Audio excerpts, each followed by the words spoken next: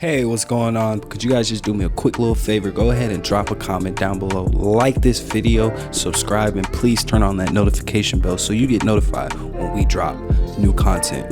And also, what I would like to offer, if you are a new entrepreneur out there and you're looking for additional exposure, you got new music, you own a food truck, you own a clothing company, like regardless of what it is, reach out to us and we can definitely talk business as far as giving you additional exposure towards your business. What's good? It's your boy Busama, and we are back here on Street Runners TV. And for today's episode, we have an amazing guest today with us. So we have Mr. John Martin Sr. So Mr. John Martin Sr. is definitely an author, entrepreneur, someone who is definitely active in the community, someone who writes script as well. But most importantly, he's a father first. So today we're going to take the time to just, learn more about Mr. John Martin and his journey. So I thank you so much for taking the time out of your day, Mr. Martin, for just sitting with us. It's my pleasure. And allowing us to get to know you. So first question is, where was you born at? I was born right here in Des Moines. Okay. Des Moines, Iowa. Born and raised on the northwest side. Everybody calls it the west side, the notorious west side, but it's more like the north side of Des Moines. So, did you graduate from Des Moines North? I did not graduate high school at all. Oh. Yeah. I had some difficulties. Yes, sir. So I was put into a program. I did graduate early, but not from a traditional high school. Okay. So, when you were going through those obstacles, what made you not want to complete? I was actually expelled from Hoover High School. Okay. I was involved in some illegal activities. So yeah, but I was blessed to be put into a program that actually helped me out. I was an at-risk youth. Sure. And that part of my life was just a big learning experience. So yeah. Okay. So when you were in that program, because growing up, I've met a lot of kids that went through those programs and stuff. How did that shape you as a kid? And did you have any trauma going through those stages and stuff like that? Yeah, definitely trauma. I was going through a lot back then. I was raised in a household which had a lot of drug activity. And I lived on the west side of Des Moines. Anybody that was born and raised over in that area, as I still call it, really the north side. Yes, sir, yeah. But we definitely had a lot of different activities going on over there that was definitely trauma causing. Yes, sir. So did you grow up playing any sports to Oh yeah, definitely. I was actually a star basketball player, point guard, until about 8th grade. That's when I really started to shift. I wasn't growing as everyone else. Yeah. I think my growth was kind of stunted, so I was having some difficulties keeping up. Playing basketball, and then too, I kind of lost interest in that. I was shifted into wanting to make money instead of play basketball. I thought that was kind of a thing of the past. So I started to pay attention to other influential things that was happening in my neighborhood. Yeah. Okay. So once you decided okay, sports probably just isn't for me right now. I want to start making income. What was your first venture going about that? My first venture to make some money was, kind of, it wasn't positive. I fell into a lane of hustling, trying to make money on the street. So, not going too far into detail on that. Yes, sir. It was just, something that everybody was doing in the neighborhood. All the music was influential to, doing that. So that's what I gravitated towards, and that's why I ended up getting expelled from school for it. And, so yeah, Okay. So with just like coming up and stuff like that, and your background, how did that help you become the entrepreneur that you are today? Oh, and definitely. With just businesses. Yeah, I was raised in a household where, like I said before, there was a lot of drugs going in and out, a lot of transactions. Then I seen like my mom. A big part of that, she was a single mom, and she hustled. She made sure that food was on the table, and I just never seen her stop. She's always been the type to where whatever we were going through, she made a way, and so I incorporated that into my life. At an early age, I felt like I had to be the man of the house, so to speak, and it just turned into a survival mode at some point. But I just was making bad choices.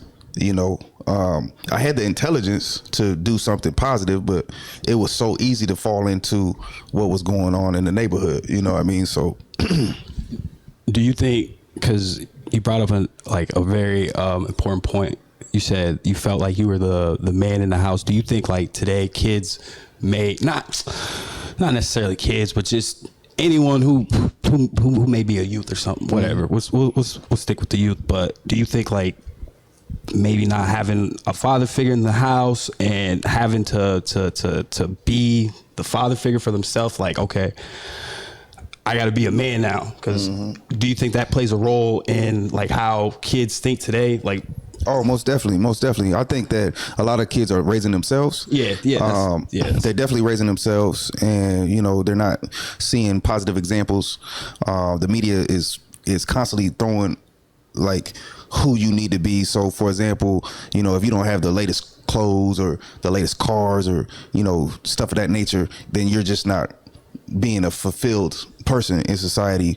And a lot of these kids, we have a false sense, and me included at that time, I had a false sense of what a man was, so it's so easy to fall into the fashions and what's trending, especially with social media today, because, they see so many negative aspects of, especially the music. Like the music's like very, very, very manipulative.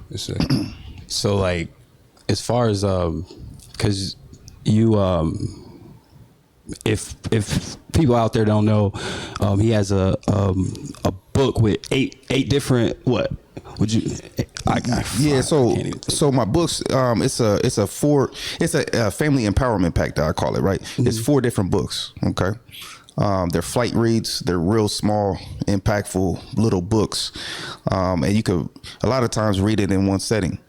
But there's no filler to it. It's just straight intentional wording. And one book is called 8 Conversations to Have with Yourself, right?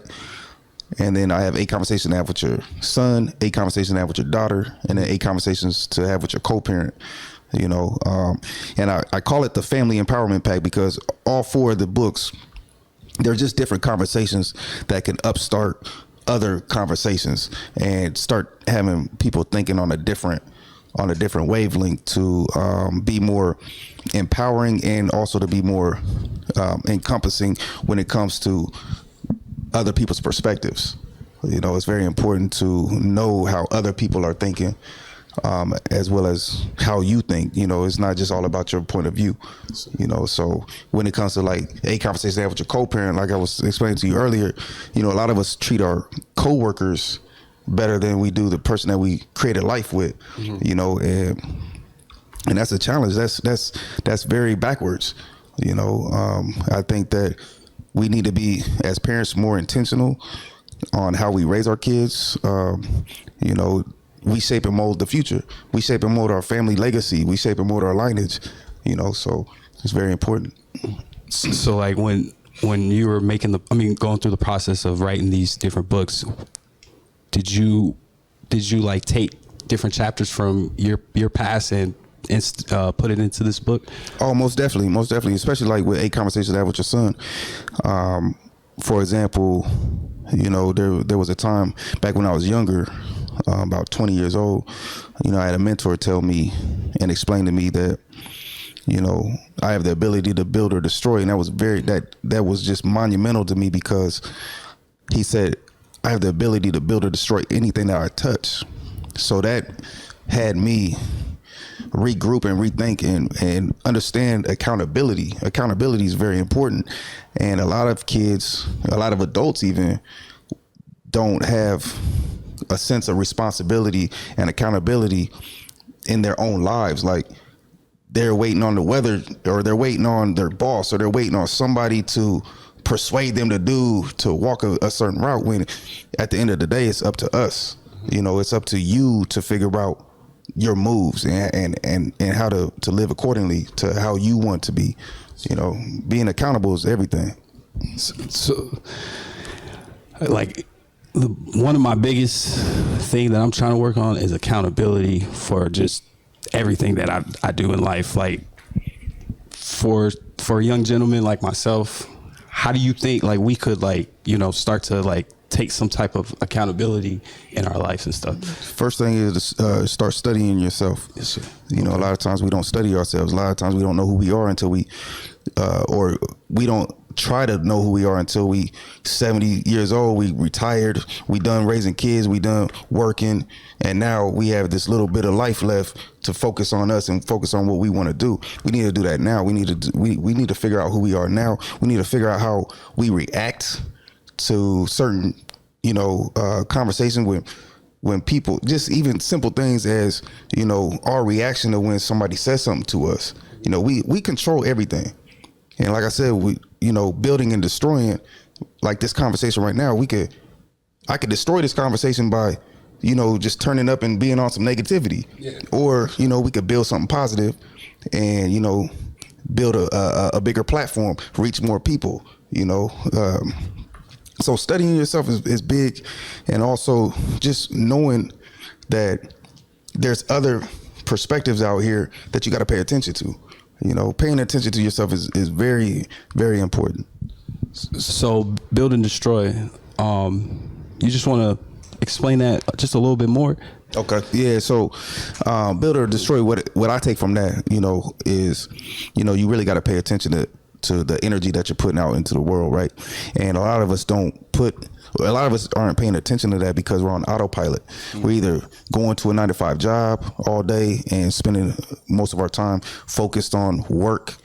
We're focused on our kids. We're focused on everything else. We're focused on celebrities and sports and everything else. We're not really taking time to really pay attention to ourselves, who we are, you know, and what we're good at, what we're not good at, you know. So we fall into, you know, the rigmarole, the routine every day of the same old, you know, because we're in a rat race. We're trying to pay bills. We're trying to take care of everything else except us. And, you know, we got to treat ourselves like a car, so to speak. You know, we got to change our oil. We got to put gas in it. We got to rotate our tires. But a lot of us are not moving on an optimal level because we're not focused on that. We're not focused on us. We're focused on everything else.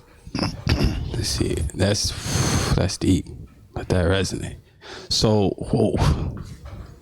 Did you say you wanted to go into the 5%er? Honestly, I would like to learn about that. All right. Yeah. I could definitely touch on that.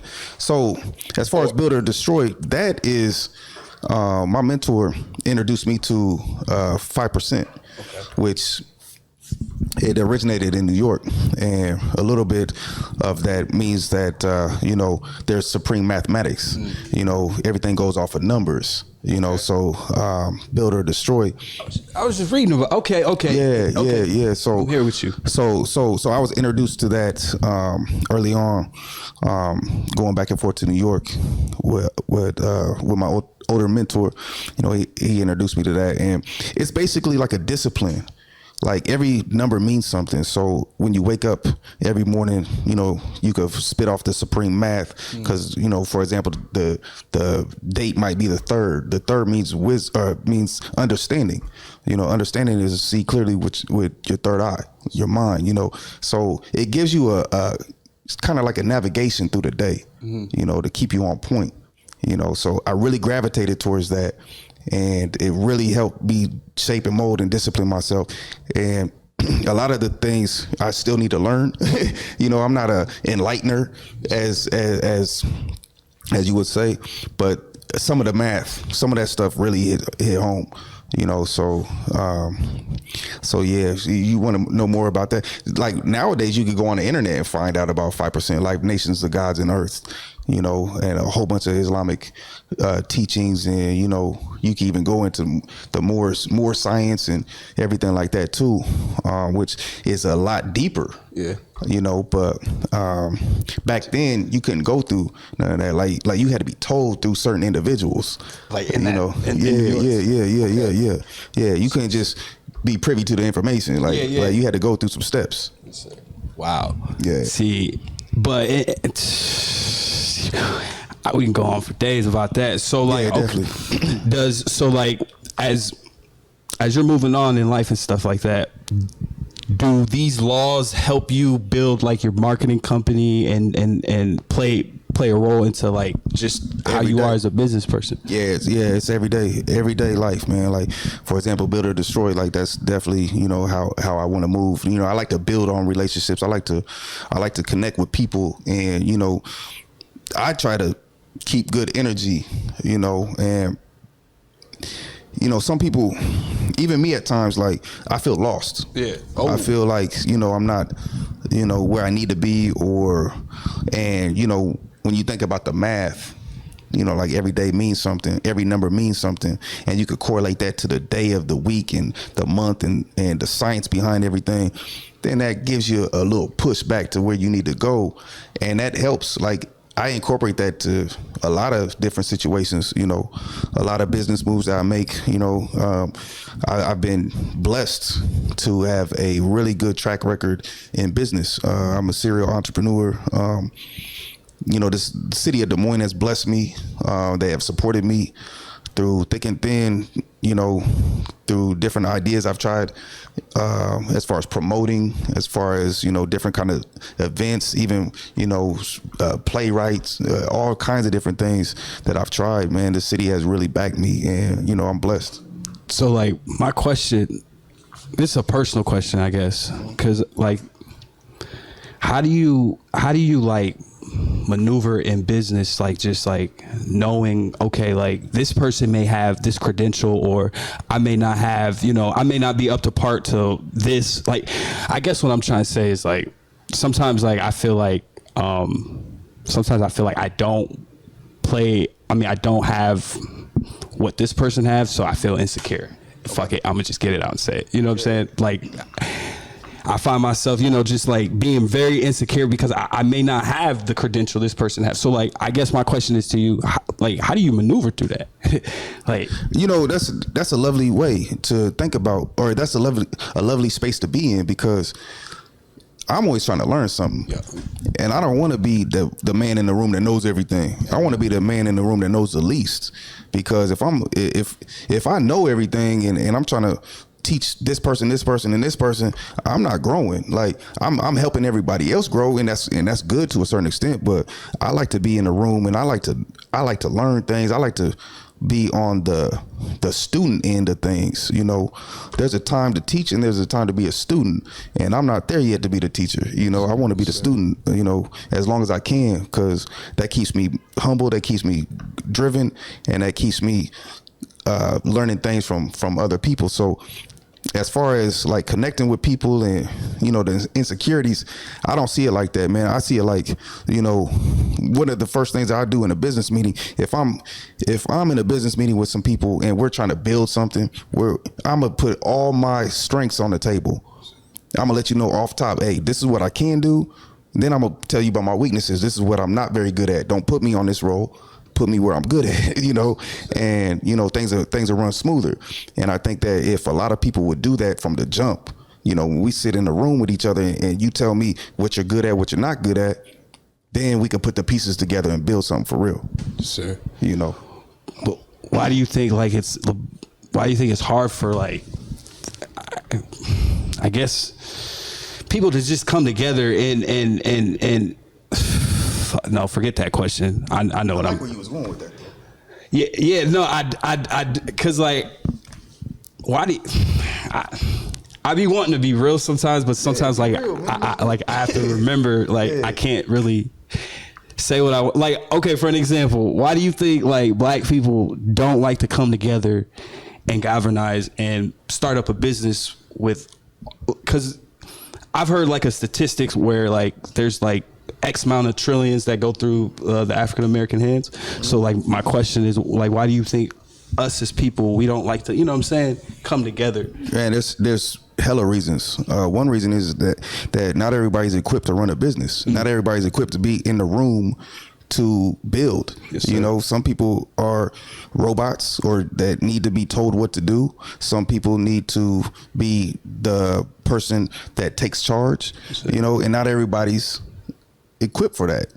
And I think that some people, they might have a passion for what they do, but that doesn't mean that they are qualified for the job. Yes, you know, so putting the right people to make things happen is very important. But a lot of times we don't take that initial step serious enough, and we put our buddy, you know, that we grew up with, you know, in a role where he doesn't need to be. You know, that's one reason. Another reason is we have generational traumas that have created a distrust. We don't trust each other.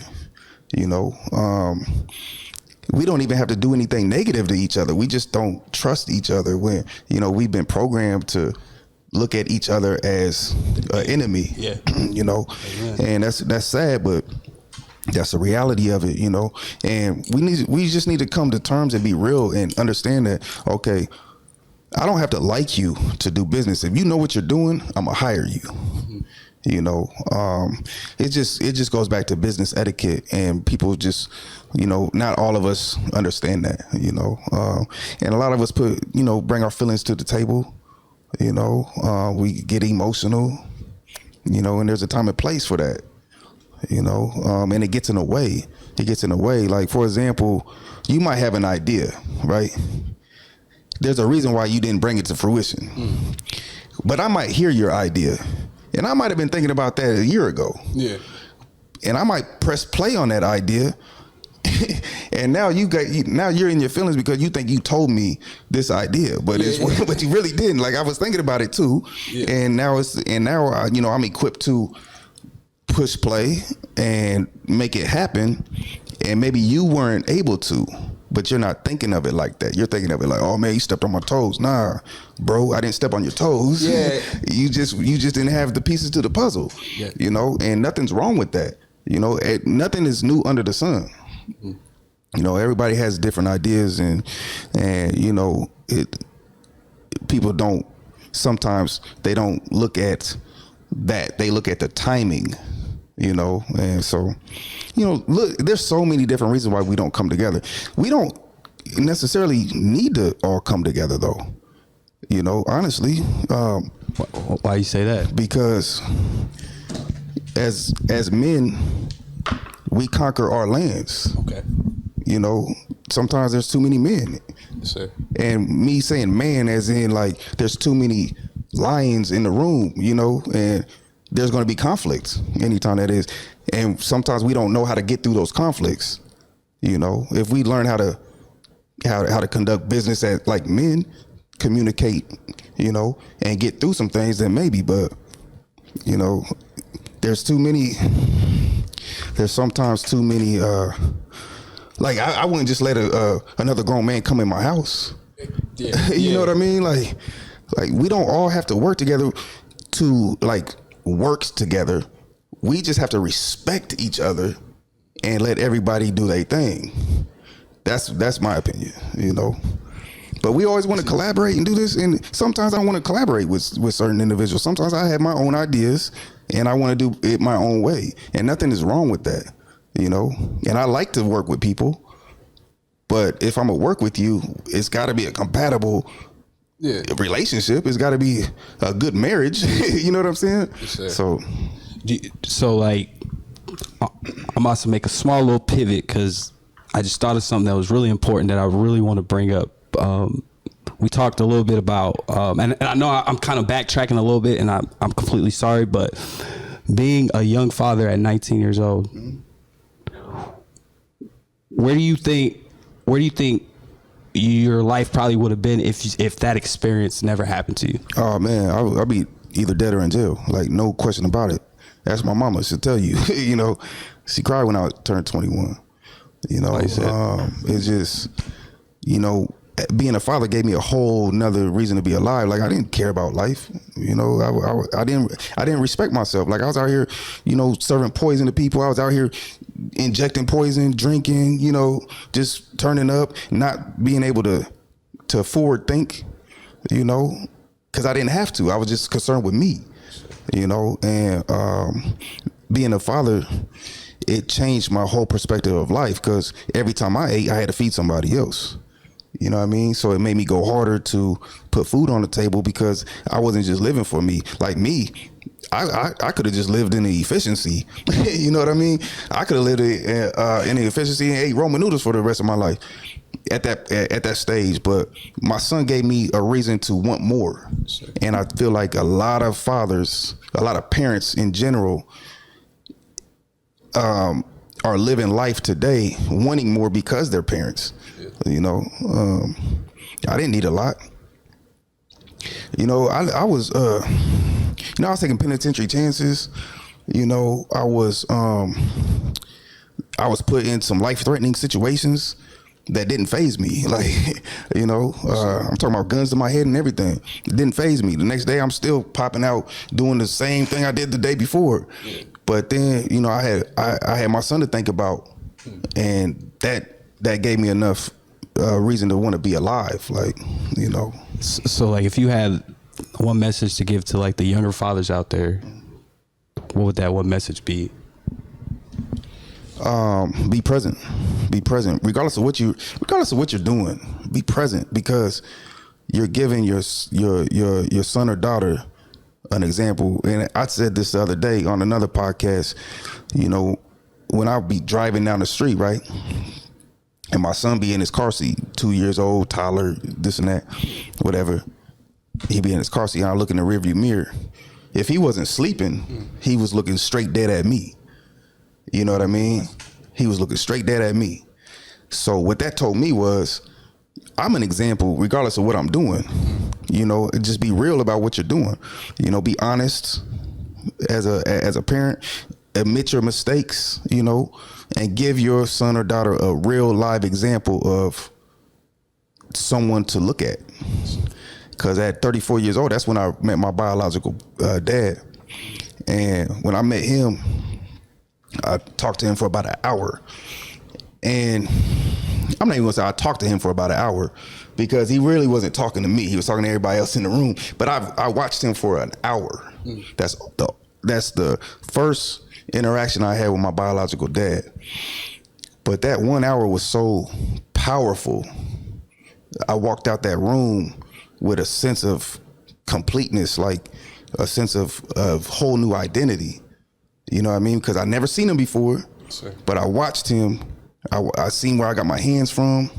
I seen him stutter like I used to, really bad. I'm like, dang, man, but he's confident with it. Like, man, I walked out that house. Honest to God, I walked out that house with my chest out, feeling like a whole new man, because now I felt complete. Like, man, I know where I get me from, you know, and I didn't see that growing up.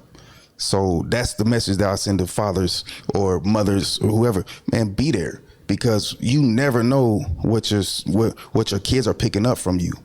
Just think, if I would have seen him 20, 30 years ago, when I had real issues with my speech, like, you know, I was shut down. I wouldn't talk because, man, I was scared that people would laugh at me for stuttering. But if I was to see my dad stuttering and just moving through life, nothing fazing him, man, that could have been me. You know what I mean? Yes, sir. That could have been me. So you just never know what you're picking up from your kids or from your parents. You know, so. It's crazy you brought that up, because that was going to be my segue into the next conversation. I was doing research, like I talked about on your page, and you had a powerful message like I was saying, I was doing a little research, background, just a little research on you and stuff like that. And then when I went to the to your page, man, I seen this paragraph that you had just speaking about what you just spoke about with you and your father and stuff. But within the paragraph, I seen something that really caught my eye, and I just like to read it just a little bit. So, you never know what someone is learning from you unless they tell you. However, best believe someone is taking what you are giving. What are you giving? So I like, what do you mean by like when you like? Okay, so everybody is going through life, man. Like right now, I'm learning from you. I'm big on body language. I'm observing, you know, and everybody takes something from everyone. Like Amen. The energy from everyone is just transferred. Like it's never destroyed. You know, it's always there. So what I mean is, what are you giving the world? Like, are you giving your best? Are you giving, you know, somebody are you giving good energy? Because if you're giving good energy, then 9 times out of 10 it's going to be reciprocated, you know. And like I said, you never know what somebody's picking up from you. So I try to be self-conscious on that, and I try to be mindful of what I'm putting out, you know. And I learned that from being a parent, and I learned that from watching my son look at me through the rear view.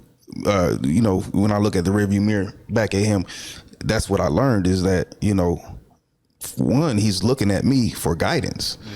You know, subconsciously, he's, you know, I'm his dad. So, you know, it's even how you walk, even how you talk, even how you just navigate through the world, man. There's certain things that people just take from that, you know. And I think if people were a little more mindful of what they're putting out, I think this world would be a better place. Honestly, man. And I know that sounds cliche. I know that sounds like, but it's the truth. Man, the world would be a better place. Yeah. But honestly, like, I think that, you know, if you are sometimes in a negative space, you know, I think that too many of us are cool with that, just being in a negative space, going through life and creating bad experiences with people, and we don't understand that we can really change that. Like, if we work on ourselves, we could change what we're putting out, and that's what I wanted to you know, extend in that message. My next question, because you brought up guidance, do you think do you think a human being can be too old for guidance? Too old? Yeah. To seek guidance. I think that once you stop learning, then yeah, you're dying quicker, so to speak. But I don't think you're too old to get guidance. My son teaches me. You know, you can learn from a baby. Sure. You know, I learn. I try to learn from everybody that I come into contact with. You know, I ask questions, you know, to dig and understand somebody's perspective, and you know, that helps me understand how to move, you know, in certain ways around people. So yeah, nah. I think if you get to the point where you aren't seeking guidance, then you're on the road of destruction at some point. Sure. And that's a fact, because like me and a lot of my friends, like we grew up in, you know, on the east side of Des Moines, whatever, but like we just didn't grow up with guidance, you know what I'm saying, as far as like somebody just being there just to direct us and stuff like that. But I guess where I'm trying to lead to is, when you started your first business, was there any guidance for you? And if not, like, how are you able to navigate through just, you know, trying to just figure out the business work, especially in New York? Yo, that's big, because this is the thing. I had guidance, right? But at the end of the day, who listens? You know what I mean? Like, you got to find out your own way. Okay. Everybody got to find out their own way to handle their own business. Like, you know, there's things that'll work for me that won't work for you. You know what I mean? And vice versa. So for me, it's all about, like, I've never been the type to listen to people like when I was younger, like listen to how you know, going back to the first business or whatever, I had to do things my own way. Had to. if you was to tell me, hey man, that stove is hot, don't touch it, I'm gonna go touch it because I need to see how hot it is. Like that's just how I am. Yeah, okay. You know what I mean? I'm wired. Maybe I'm wired different. I don't know. You know what I mean? But I always had to find my own way on doing things. And right or wrong, you're gonna find. You're eventually gonna learn. You know, and that's a big point to entrepreneurs and people in business is, you could read books all day. You could go get a degree in business and you know, do that, but you're never going to really learn until you start implementing and walking the walk and doing business. You're just not going to learn until you take your first step. Until you actually dive in, man. I tell people that all the time, man. Just dive in. And people, you know, a lot of people come to me for business advice, and they'll say, well, should I do this? Sometimes I say, should you? Yeah. Because you have to be the you have to answer that for yourself. I can't answer certain things for you, you know, but there is structure to certain things. There's laws that you might need to know for your businesses, this and that, but how you implement things, you just got to run with it. Like, for example, being an author, I was at a vendor fair not too long ago, and it was slow. And I was getting people calling me on my phone for my book, and I would tell them to come by the vendor fair, and folks wasn't coming. And it was really, really slow. So about an hour into it, I'm like, hey, man, I got to go. Yeah. And the guy next to me is like, hey, man, but you're an author, man. You need to be here to tell people how you are. Man, you got an image to uphold now. I'm like, dude, I don't rock like that. I'm a hustler. I got to move around and go, you know, where the money's at. Like, I'm not going to stay somewhere just to tell somebody about my story because I'm more effective in the street.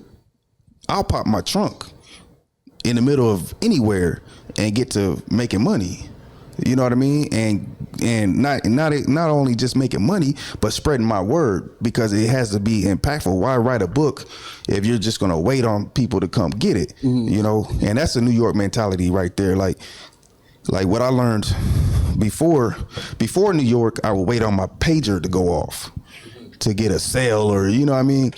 But New York showed you, hey man, you gotta put things in people's face. Yeah. You got to go get it. You got to go get the money out of people's pockets. You know what I mean? And that's the mentality that I grew with. Now, will that work for everybody? No. Did I have to learn how to do that? Yeah. But I had to learn it my own way. You see what I'm saying? So that's just, you know, people just got to learn their own way of doing things. And when you take life into your own hands like that, it might be harder, but eventually it's going to be easier. You know, so like through these several businesses, was there ever a time before you started it that you second guessed yourself and probably was like, nah, I don't think I should go ahead with this business? And if you did, how was the process of just coming out of that mindset? Well, I like to take risks. I'm a risk taker. Yes, sir. And I like to fail. I ain't gonna lie to you. I'll throw an event just to see what how I could bounce back. Sometimes I'll take a loss on purpose just because I know how to come up from that. Like, it's natural for me to be like, okay, I got to get in the grind mode. You know what I'm saying? So I'll take a loss every now and then, you know, and because the loss isn't really a loss. You're learning as you go. You know, you're learning. You're not always going to be perfect. And I understand that, you know, you're not going to be perfect. So take an L and learn from it. Go back to the drawing board. See what you did wrong.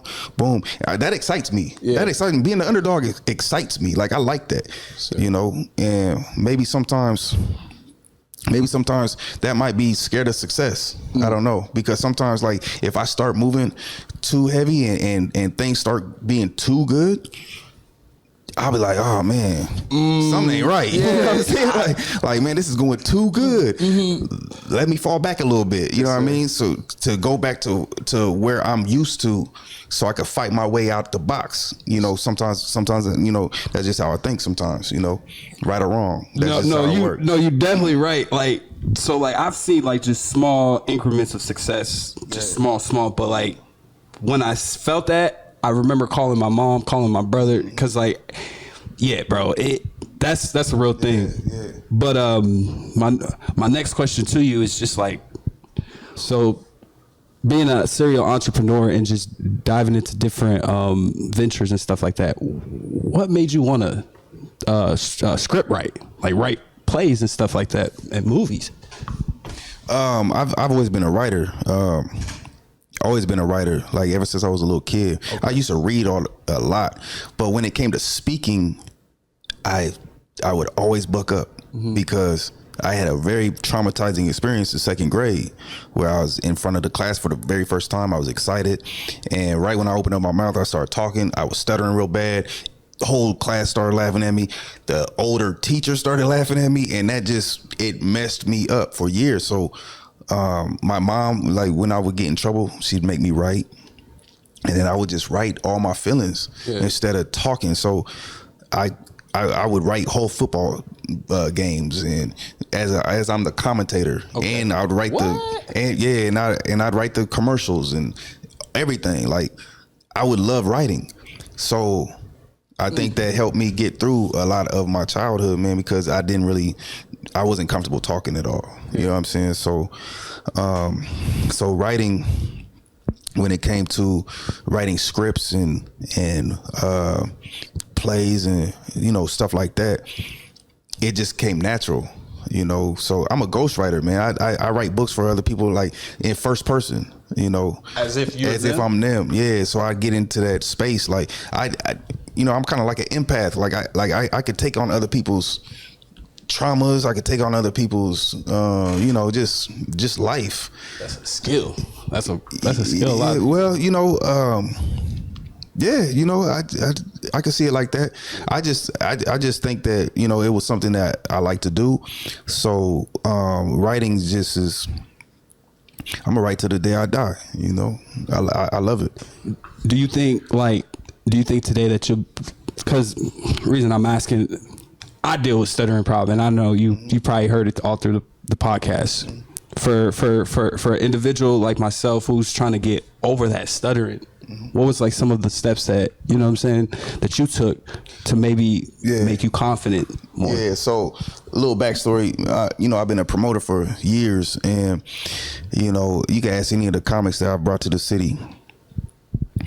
I would do the Russell Simmons thing at the end of the show, right? Like, thanks for coming out. Y'all have a good day or whatever, or, a good night. Bless y'all, whatever. Man, listen, that was the hardest thing for me to do. I would literally, the whole show, I wouldn't even be able to enjoy the show because I know at the end I'm gonna have to go up. You know what I mean? I'll be sweating bullets. I'll be drinking hella water. You know what I'm saying? And finally I said, you know what? I'm gonna take a public speaking class. I took that, and I still was just like, but when I met my biological dad, all that changed.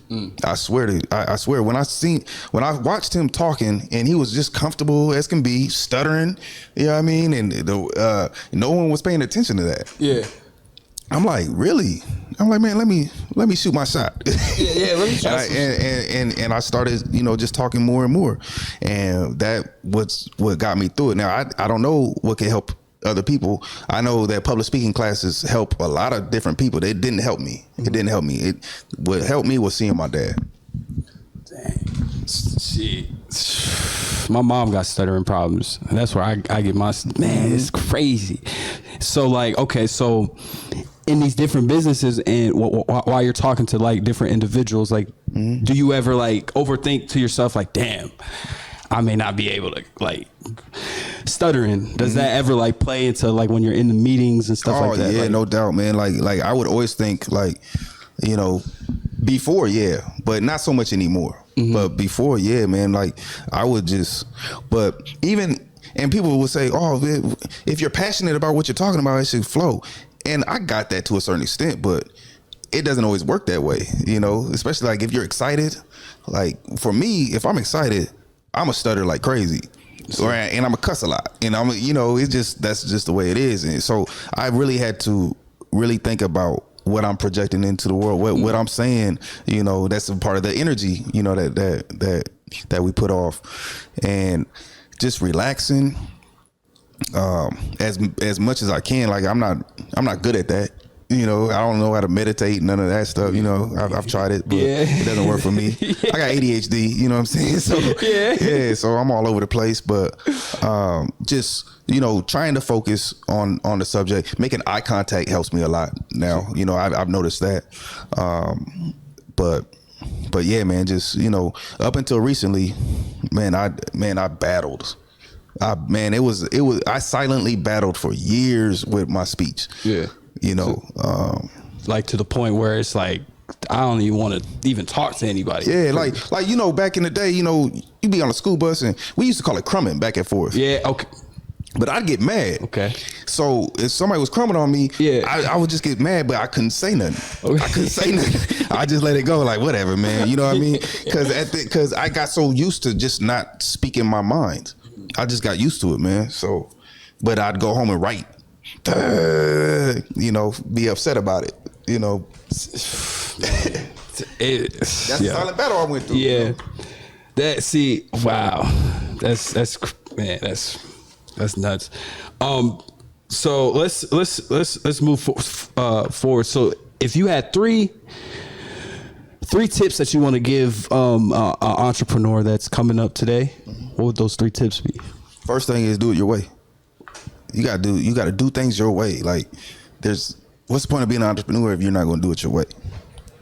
If you're not gonna do it your way, go sit in the office and get told what to do. Yeah. You know? Yeah, I mean, there's easier ways to make money, because I'm gonna tell you, entrepreneurship is hard. Like, you're gonna work way harder, you're gonna work way more hours. You know what I mean? You're gonna have to figure things out. You're gonna have to be the decision maker, and if you're not willing to do that for yourself, ain't nothing wrong with working a job. Not everybody's cut out to be an entrepreneur, and not everybody's cut out to work a 9 to 5. You got to figure out how to do things your way. That's number 1. Number 2 is build relationships. You got to build healthy relationships. Don't burn no bridges. You know, be honest. Talk to people with respect, and show respect first. Like, I hear people say all the time, man, respect is earned, this and that. Man, if you respect yourself, you're going to respect the next person. Amen. That's how I feel. Yeah. You know, you're going to walk through life respecting people if you respect yourself. Until they show disrespect, you handle disrespect accordingly. You know what I mean? Like, I'm not saying be a sucker or nothing like that, but just show respect. You know, that's number 2. Number 3 is listen to your critics. It's big, man. Listen to your critics, man. They're gonna put you on game. Listen to your haters. You know, haters are beautiful people to really learn from, and, you know, understand how other people think. You know, because a lot of them, they think out of emotion and they just blurt things out. But there's a lot of truth to what they're saying if you just pay attention. Pay attention to everything around you, especially the haters, you know, because they're going to keep you on point. And if you ain't got no haters, try to get some. Try to get. Amen. And then, so you said something earlier too about pay yourself first. What does that technically mean to you? Pay yourself first. That's in the book 40 Jewels that I put out. Pay yourself first means that before you pay your bills, before you pay anything, you just put something to the side for you that you're putting up towards something. Whether you're either flipping that money or you are saving it. You know, and I don't suggest that anybody save money. Like, it's kind of outdated way of thinking, to me anyway. It might work for you, but I don't save money. I flip every dollar that comes my way. I try to flip. Boom. Okay. So like, why? Because growing up, people say like, oh, have a savings account, you know, do the yada yada, save your money as much as possible. Like, for someone like you, like, why do you think flipping your money is more important than saving the traditional way? Okay, because, you know, like, 9 times out of 10, if you're saving your money, you're putting it in a bank, right? Mm-hmm. And banks, you're not really making any money off of that. It's just sitting there. Yeah. You know, most banks might offer 0.1%, maybe 2% interest on your money. And if you really hold yourself accountable, you could really flip your own money and make way more than that, as opposed to it sitting in the bank. Now, I'm not telling anybody not to do that, because if that works for you, that works for you, because of having a peace of mind is better than anything. And a lot of times saving money gives people a peace of mind. It doesn't work that way for me. My peace of mind is being able to turn 1 into 2, 2 into 4, 4 into 8. That's where my peace of mind comes from. So I like to be able to take my money and just keep making it. Keep flipping. Yep. Just keep flipping it over and over. If something works, keep doing it. Like, you know. Amen. So we're gonna make a little pivot. If let's say somebody was moving down to Iowa and they wanted to start up a business, but they want to get as much love from the city to support their business, what would your advice be, like, as far as like just, you know, getting support from your city or your town?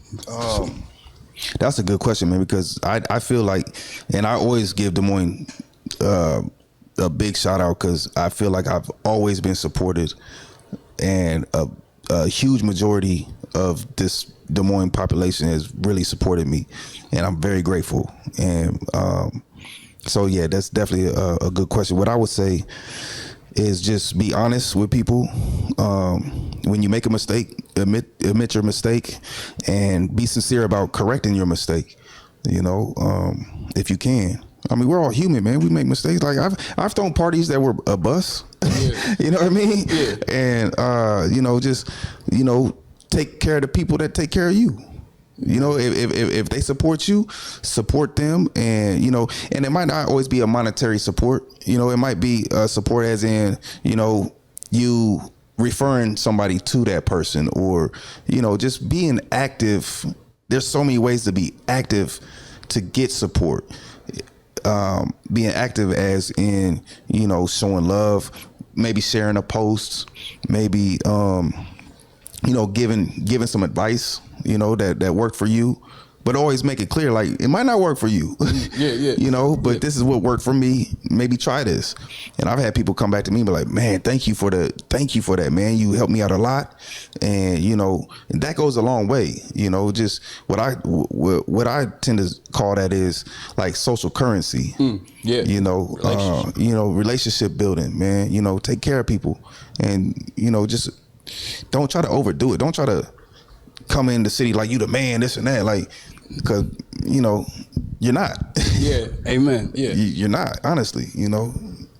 So like, in regards to, because we talked a little bit too, and you used to like deal with like rappers, if I'm not mistaken. A little bit.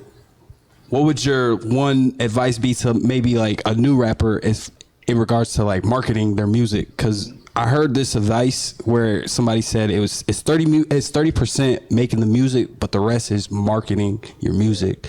So like, what would your advice be to like a rapper trying to, you know what I'm saying? One thing that I would do if I was a rapper today, I would pay to play. I'm sorry, like, a lot of people might disagree with that, but I feel like you're investing in yourself when you do pay to play. And if it makes sense, if it's like a major artist, man, come into that show. If Snoop comes, or this big artist, whoever's hot right now, Drake or whoever, if you have an opportunity to get on stage, man, get on stage and like blow the roof off. Like, have people be like, oh man, did you go to the Drake concert? Yeah. But did you see dude at the beginning? Man, he came in with a helicopter and he got butt naked and all kinds of, like, man, I would just really try to be known. But the other thing is too, is that the other thing I would do is, I would, if I was a rapper today in Des Moines, Iowa, I would put on shows for other rappers. I would just host. I wouldn't even perform. I would host and show the city love and get a really good event going on for the city. Like maybe an open mic night where you just hosting. But as you host, you pass out your music. So you're showing love to you're showing love to the whole city. Any rapper that wants to get on, you created a platform, you created a good event for people to come out and they get recognized. And you're giving big ups to them, but at the same time, you're handing out your music and you're hosting. And I think that if something like that, if a rapper was to take off with that here, I think that they would be really, really successful, and they could implement that into other cities. Okay.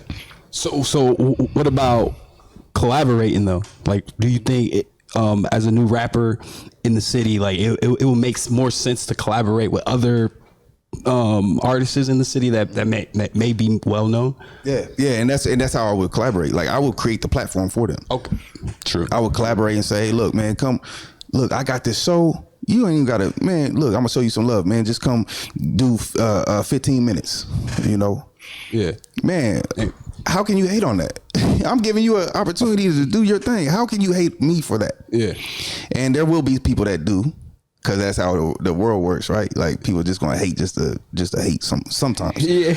But at the end of the day, man, you're gonna get respect for that. I believe. Yes. I believe you're gonna get respect for that. I've done that before. I put on things for other people, just like a play. Like I put on a play and these actors, some of them never acted a day in their life, but they got on stage, they killed it, man. Shout out to everybody that was in the tragedy about 10 years ago. It was a beautiful play. What's that about? The play? Yeah. So it was a play about, it was like a barbershop setting, and it was like 6 different characters. And each character had their own tragedy. I named it The Tragedy because I wanted whoever was in the audience to resonate with one tragedy out of, you know what I mean? But to make a long story short, man, the cast was incredible. Like Miss Claudine Cheatham, she helped me write the play, and she's a beast. She's a beast, and I wanted to show love to everybody, and I gave a platform. I produced it, paid for everything to be put on. I did the outline. I wrote a lot of it, but Miss Claudine brought in a whole new twist, whole new flavor, to it, and it just made it make sense. It was a beautiful thing, and to this day, man, I talked to a lot of them and a lot of the people that was in the play, and it's one of them things where I'm not an actor, but to answer your question, if I was a rapper, I would put something like that on, and help people because this is the thing about rap, and this is the thing about how collaborations are so important, especially in your hometown. You can't look at somebody in your hometown as competition, so to speak. If they get on and you put the platform on, what's going to happen? You're going to get on too. Sure. like you're shedding light on everything that's in the city. So I really, man, if there's a rapper out there that would take off with that, okay, I really think that would make a huge difference. Sure. I believe it. Like, it just kills me because like we have so much talent in the city, but for some reason, like egos, egos, man. People have egos, and nothing's wrong with having an ego, but if it gets in the way of everything else, saying if you don't know how to balance, if you don't know how to control your ego, then Do you think egos is what stop a lot of opportunities for different individuals? Yeah, because somebody might get 60 likes on Facebook or something, and then they think they Drake. They think you know what I'm saying? And it's not that easy. It's not, man. You gotta grind out here. You gotta work. Yes, sir. You gotta grind, man. Showmanship. What does showmanship mean to you? Showmanship, like I think showmanship is more like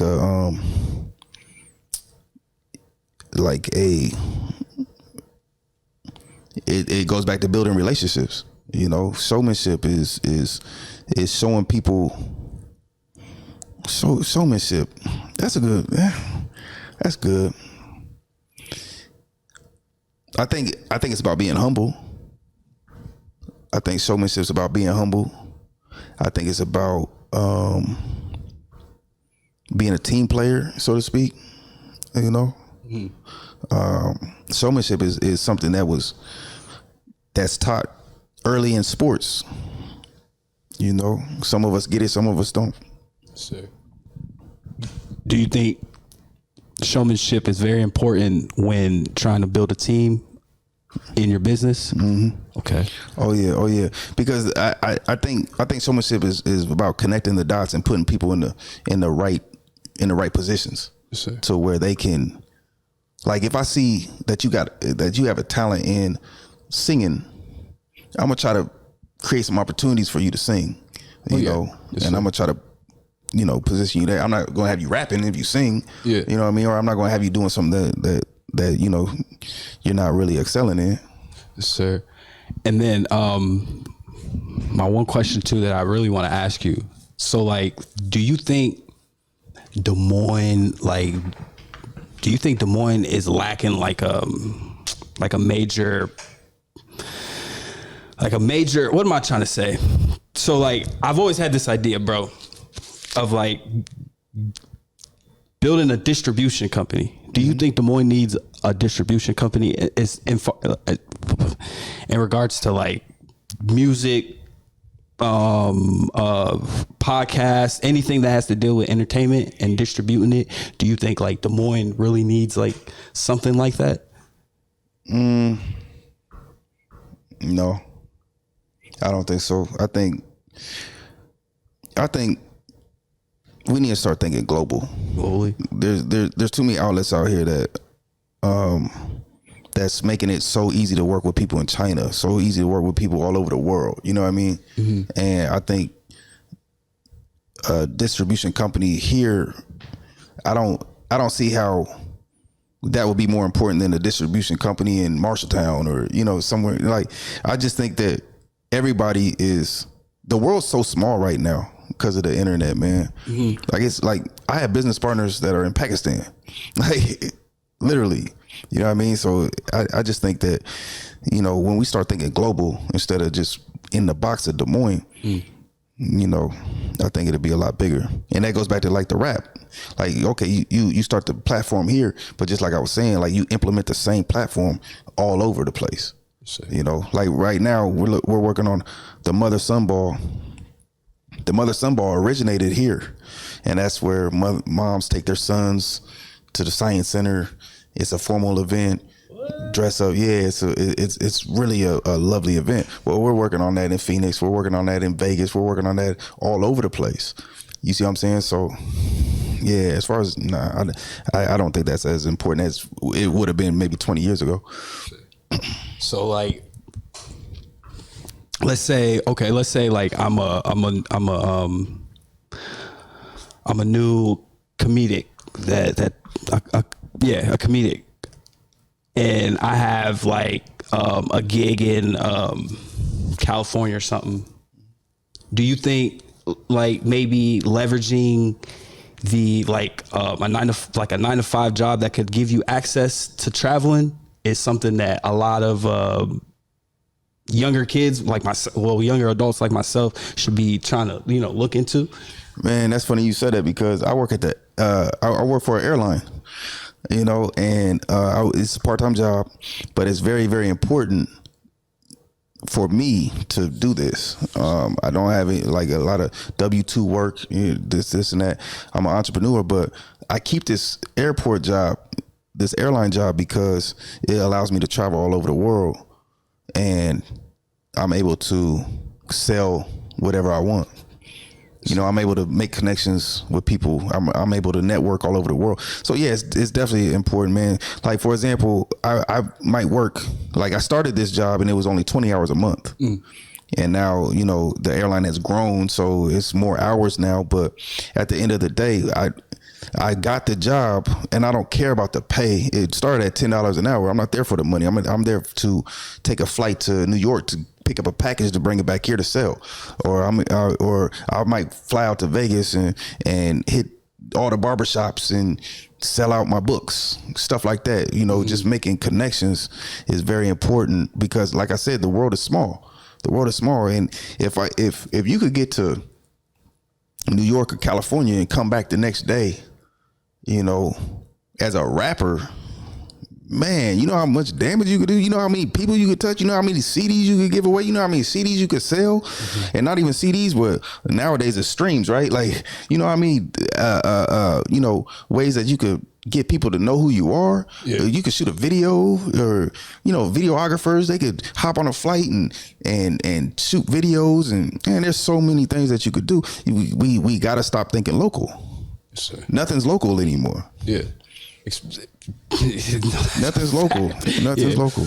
So like, I want to dive just a little bit into like your mindset of just, I guess my question to you is like being a serial entrepreneur. Like, do you ever like have to like sit down and take a break and just have to like rethink, like, or I guess I'm asking, like, what do you do in regards to like having like wanting to just chill out, like? Oh man, I really don't chill, man. I have to be active. I have to have about 5-6 things going at one time. Yes, I've always been that way. Like at an early age, man, my pager wasn't going off, or my phone isn't going off. It would drive me crazy. But as I've gotten older, like recently, my stepdad died last year, and my sister's having some health issues, so that has knocked me down considerably. Like I've had a chance to really change a little bit, and I don't like the change, but I'm adapting, you know what I mean? But it's hard because I'm used to having 5-6 things going on, and everybody's telling me, slow down, just chill out, this and that. Well, I'm like, why? You know what I mean? The clock don't stop, you know what I mean? Yes, sir. You gotta keep moving. But I'm learning to slow down a little bit. But I like to move. I like to, even just physically, like, I don't like to stand still. I don't like to sit still. I like to always move. I like to have my blood flowing. I like to, just, stretch out. And I like to move. I move like I gotta pee. I'm very quick. He got to go, yo. Yeah. But I guess my next question is like, so death is like something that nobody wants to experience, but it happens. As you're going through those things, I can't imagine someone, losing somebody and then still having to go to job, or still having to show up and perform to do whatever the case may be. Like, how do you do that? Like, how do you fight through those mental blocks? I guess I'm trying to ask. So the busier I am, the more I don't focus on anything personal. Okay. Okay. I like to set goals, and I like to achieve that goal, and I won't stop until I get that. So I kind of try to have tunnel vision on that. And it's easy for me to set up 5 or 6 different things and have tunnel vision on each thing. Cause I look at it like this. I'd rather put 1% into 100 different things than 100% into one thing. Why is that? Because the way I am, man, I just, I feel like I'm different, and it might be a negative thing, but I feel like, sticking to one thing is very hard for me, because my mind always has another thing to think about. Like, I could be dead. Like right now, I'm writing 5 different books. Jesus. And I write a little bit for each one every day. I try to make progress daily on something, but I won't just focus on that one book, because while I'm writing this book, I have a whole nother idea about this other book going on over here. So I don't want to stop my motion. The momentum is everything. Sure. I talk about this in the 8 conversations to have with yourself, is your momentum, your energy. It's gotta be on high. So any hesitation, like let's say me and you are going into business, and you sit back and be like, man, I don't know if this will work. That little bit of break, man, I don't know if this will work. That little bit of hesitation, it could screw up the whole thing. Because you got to take off running sometimes. Sometimes you got to take off running. You got to make things happen. You got to create the energy. You got to create the building process. You got to create what you're trying to create. And sometimes you don't have time for hesitation. It'll knock you back down, and then next thing you know, a month goes by. Next thing you know, 2 months goes by, and you're sitting there like, man. And then you see somebody else opening up that shop that you want to be like, man, I was thinking about that last year. I had the business plan all written out and all this and that, but you didn't move because that little bit of hesitation created procrastination. So what do you think creates that procrastination? Like the self-doubt, look, the self-doubt is big, man. If you have self-doubt, it's going to take you out of anything. You got to have the right momentum. and that includes. And trust me, I'm not the expert on this. Yeah. I mess up all the time, man. I hesitate. I have self-doubt all the time. But the things that work, sir, there's a formula for it. First thing, you got to eat the right things. You can't load yourself full of greasy foods and think that you're going to perform at an optimal level. You know, you got to put the right foods in you. You got to consume the right shows. You can't be watching hip hop Atlanta and all that stuff, you know what I mean? All the negativity in the world. You can't watch the news and see all the negativity or every day and think that you're gonna be creating something positive. You know, you gotta read the right books. You gotta have the right conversations with people. You have to eat the right foods. Like I said, you have to really be about creating your energy, you know, and keeping it up high. And eat, like you say, eating, like that's so critical, because like sometimes like I find myself not eating healthy, and then when I try to go to perform to do whatever it is I got to do, like my body just doesn't want to, you know what I'm saying? So that's real. That's a real thing. So it's so are you like into like working out or any of that activity, or like how do you stay fit? So I had COVID like 2 weeks ago, so I gained a little bit of weight. But prior to literally 2 weeks ago? Yeah. Oh, yeah.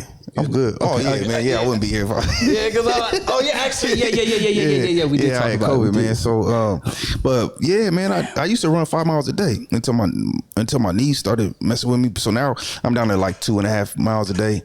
I try to at least do 45 minutes a day of exercise. I don't care if it's just running. And like I said, I like to move.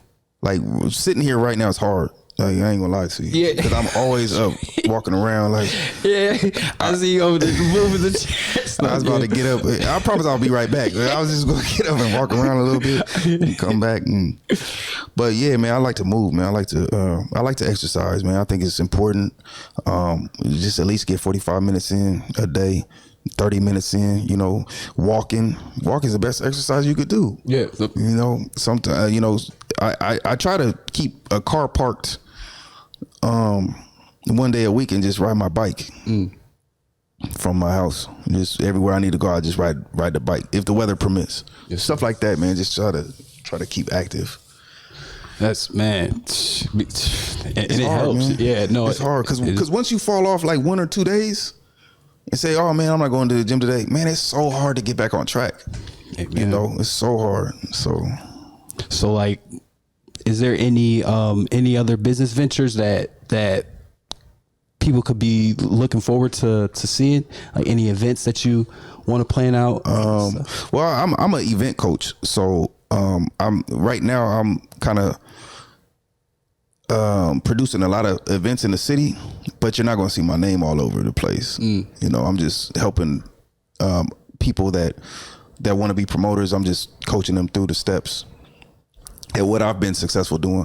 So you might see some different events pop up, but it's not going to be like a direct. It's not going to be like John Martin stuff. You know what I mean? So stuff like that. And then I do run a rental car service. So be expecting more cars on my platform. Be expecting a lot more business classes and coaching through Zoom and through like different city. Like we're working on some things in Chicago where like a real estate course type of deal. Like all kinds of things that are empowering for people to come and get educated. Yes, sir. Stuff like that. It just hit my mind. Do you think, I know this is kind of random. Do you think there's a lack of resources in the Black community? I know that's probably a dumb question, but I don't think so as much anymore. Okay. I think people don't know how to access the resources, and that's the issue. I think a lot of people want things handed to them too. You know, not just in the Black community, but just people, period. Like they want certain things. They know how to they know that they might have to go to the library, or they know that they might have to reach out, but they just don't want to take that step. They rather call you and be like, "Hey man, I got a question for you." Yeah. And be like, "Well, I charge, bro. Like I charge for that." So a lot of information is out here. It's just, are you willing to meet the person halfway to get the information? Are you willing to or go get the resource? Are you willing to take that step? And I think a lot of us are stagnant on that end. We're not go-getters on that end. We're go-getters on the money, but we're not go-getters on the information. Sure. And that's where I think that we need to get more of. Amen. So if you want to leave any of your social, anywhere people can contact you, stuff like that. Okay. First off, my website is 8conversationstohave.com. You can find all my books. I even had the 40 Jewels books on there. It's 8conversationstohave.com. That's the number 8. I'm Dr. Martin Sr. on Instagram. John Martin Sr. on Facebook. What else? You can hit my line. No, I'm just my email address is jmartinsenior.7@gmail. That's the number 7. Look forward to hearing from a lot of different people, and hit my books up. They're just real quick about my books. They're real short, sweet. I call them flight reads, because if you're on like a flight somewhere, you could have the whole book read by the time you land at your destination. How many pages? About 60 pages. It's no filler. It's just straight to the point. Sure. I'm kind of out of reading the 300-page books and stuff. So I designed these books to just hit you real hard and just have something on your head. A lot of people have came to me and said they've read the book several times, and each time they get something different from it. You know what I mean? So I definitely like short and sweet, because who has time nowadays to read a lot of, I don't have the time. So before we close out, why should people go buy your book? Because you're going to grab something from it. You're going to grab some information that is going to have you thinking about something else. It's more of like a propel type of situation where you start thinking about this, and then it just starts you on a whole another page. So you'll have 8 more conversations that you come up with from these initial 8. You know what I mean? So. And if you're trying to be an entrepreneur, if you're trying to get some kind of motivation, 8 conversations to have with yourself is definitely something that'll have you on point. It'll give you a blueprint of how to move forward with your ideas and how to keep the momentum on high. And then because I honestly really want to see that book and buy it. Where would I got it. Where would I be able to buy it? Out my trunk. No, 8 conversations to have with your 8conversationstohave.com. Yes, sir. It's in Amazon, it's in Barnes and Noble, this and that, but I'd rather you go to my website, because they take big cuts. Yes, sir. So please, if you want to support, go to the 8conversationstohave.com, or hit me on my email or on my social media platforms. I'll pull up with books. I'm not above that. I'll come meet you. I'll come meet you at your nearest Quick Trip. Hey, on the pull up. Yeah, I'll pull that's up. How I gotta be. I'll pull up.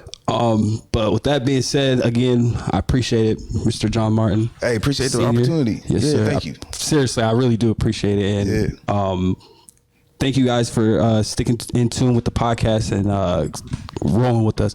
But with that being said, it's your boy Abu Sama, and we are out. Peace.